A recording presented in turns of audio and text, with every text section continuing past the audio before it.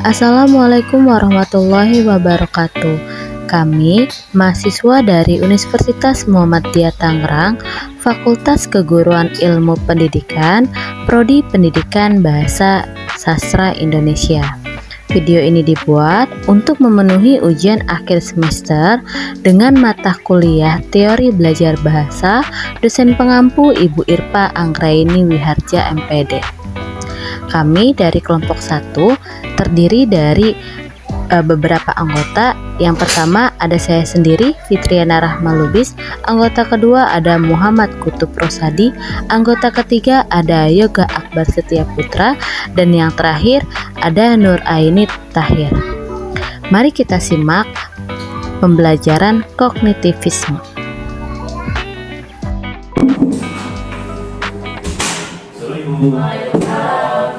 Sekarang mau panggil apa ya? Iya, Pak. Oke.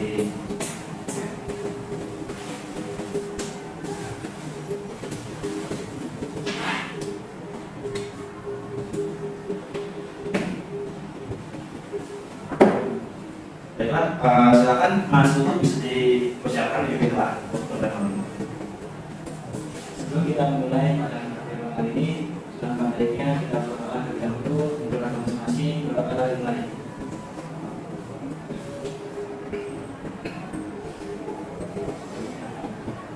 Doa selesai. Apakah sekarang sudah dikasih? Sudah, Pak. Oh, saya sudah dikasih. Sudah, Pak. Oh, boleh silakan ini bisa dimulai nantinya.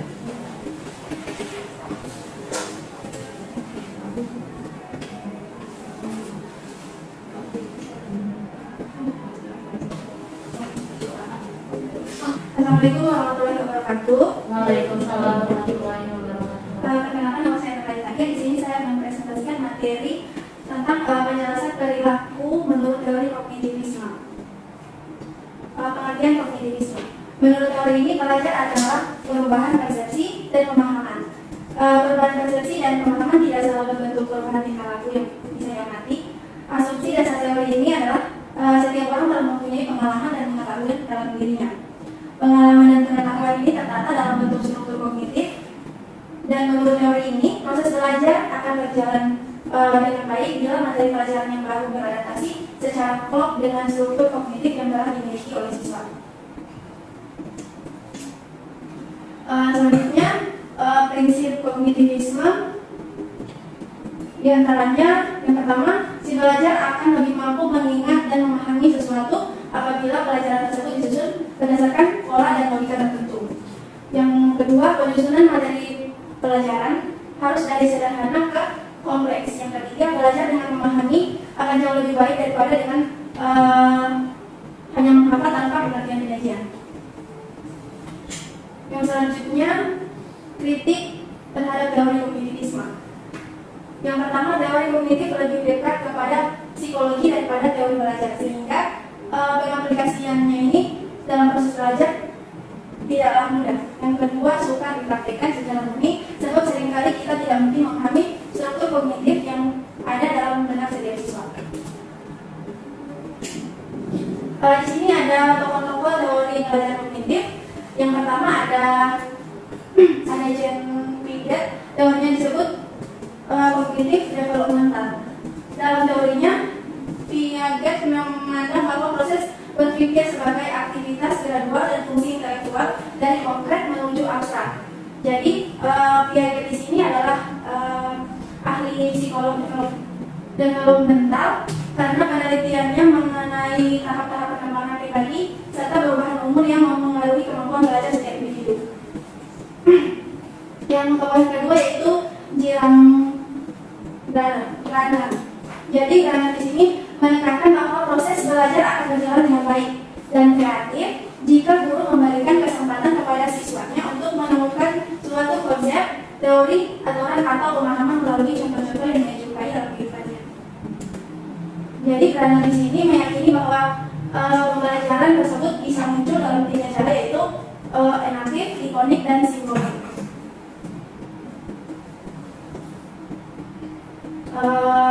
Selanjutnya yaitu konsep teori kognitivisme. Teori kognitif adalah teori yang umumnya dikaitkan dengan proses belajar. Jadi kognisi adalah kemampuan melihat, menyangka, memerhatikan, menduga, dan menilai. Jadi dengan kata lain, kognisi di sini menunjuk pada konsep tentang pengenalan. Teori kognitif di sini menyatakan bahwa proses belajar terjadi karena ada variabel penghalang pada aspek-aspek kognisi seseorang. Selanjutnya, teori belajar kognitif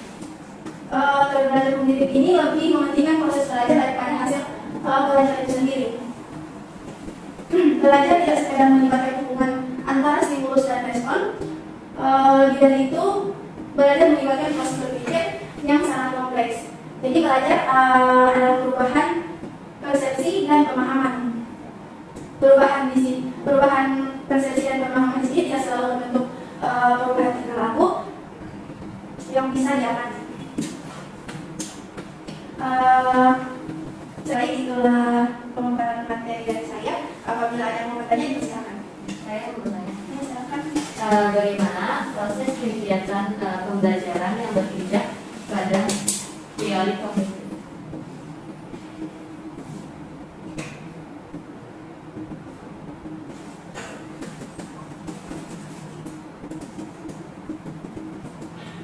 Ada yang mau bertanya?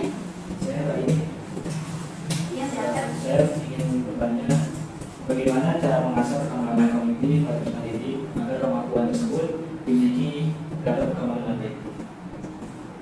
Baik, saya akan menjawab pertanyaan dari Mas Kutub. Yang pertanyaannya yaitu bagaimana cara mengasah perkembangan kognitif pada peserta didik agar kemampuan kognitif yang dimiliki dapat berkembang dengan baik. Jadi cara mengasah perkembangan kognitif pada peserta didik itu yang pertama, latihan pada dan bentuk. Latihan ini adalah salah satu bentuk kegiatan observasi yang menarik bagi anak tersebut. Yang kedua, bermain dengan benda-benda yang di sekitar anak itu. Jadi metode belajar ini seperti sangat efektif dalam mendorong perkembangan otak anak tersebut. Yang ketiga, bermain games. Jadi anak itu bisa belajar banyak hal dari sebuah permainan yang mereka lakukan. Terlebih lagi permainan tersebut dilakukan bersama-sama dengan rekan yang sebaya ada.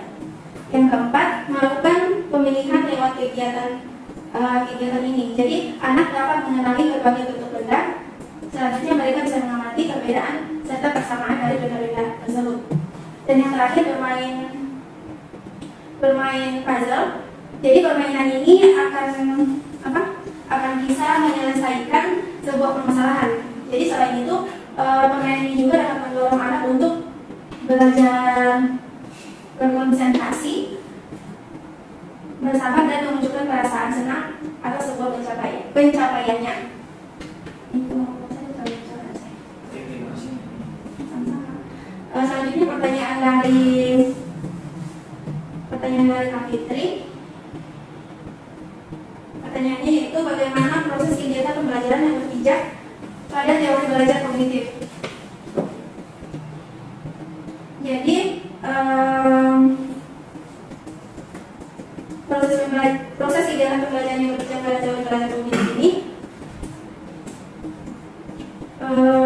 dalam teori kognitif ini belajar bukan cuma sekedar interaksi secara stimulus dan respon, tapi juga melibatkan berbagai faktor yang ada di dalam diri individu.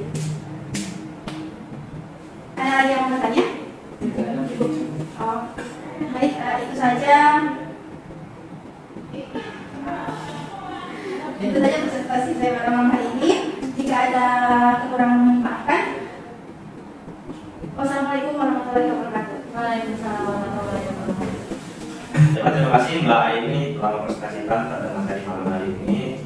Presentasinya sudah cukup baik, namun masih beberapa bagian yang harus diperbaiki untuk video yang depannya. Bapak di sini hanya tambah sedikit mengenai pertanyaan dari Mbak Fitri dan Mas Kutub. Yang pertama dari Mbak Fitri. Tadi pertanyaan itu bagaimana proses kegiatan pembelajaran yang bijak pada teori belajar kognitif. Nah, kita juga bisa melibatkan siswa dalam berbagai kegiatan. Nah, seperti memberikan waktu bagi mereka untuk bertanya, lalu memberi kesempatan untuk mereka membuat kesalahan, lalu mencoba untuk memperbaikinya, serta merefleksikan diri agar dapat membantu mereka dalam memahami proses mental. Nah, untuk pertanyaan Mas Kutub, Bapak akan menambahkan sebagai pemberian pertanyaan. Misal peserta didik itu mereka mengajukan pertanyaan. Nah, apakah itu termasuk dalam perkembangan kognitif atau bukan? Jadi bisa jawab? Ya. Nah, betul. Karena pertanyaan-pertanyaan tersebut akan membuat si kecil berpikir dan merasa lebih percaya diri.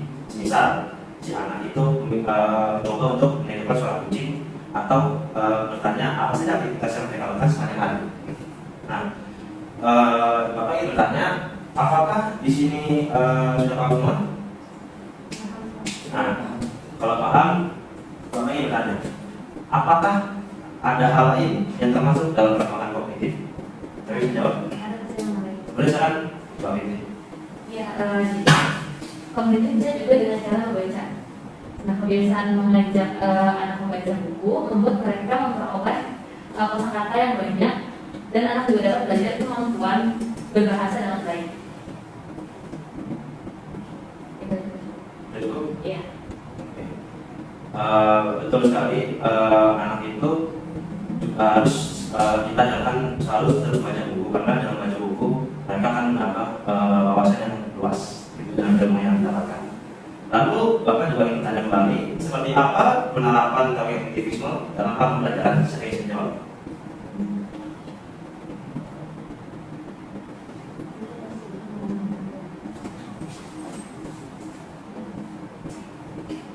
Saya bisa jawab.